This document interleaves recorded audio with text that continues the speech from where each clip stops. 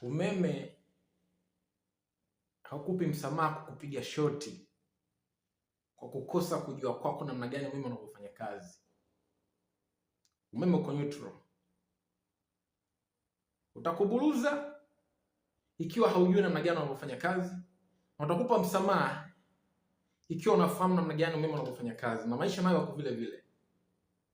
Yatakuburuza kwa kupiga hatua kila siku lakini haufikie eneo lolote, lakini pia yatakufungulia mlango wa kila hatua unayopiga kuona kuna tofauti na jana, kwa kufahamu kwako namna gani maisha yanavyofanya kazi.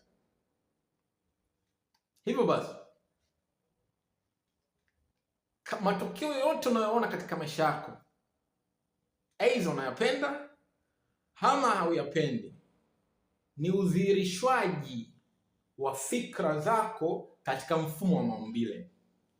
Naomba nirudie tena hapa. Kitu chochote kile unachokiona katika uhalisia ambacho kimetokana na binadamu ni udhihirishwaji wa fikra katika mfumo wa maumbile.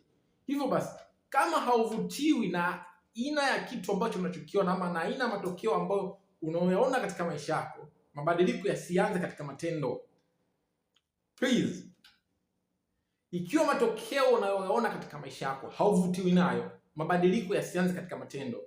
Matendo yamechochewa na fikra na hisia.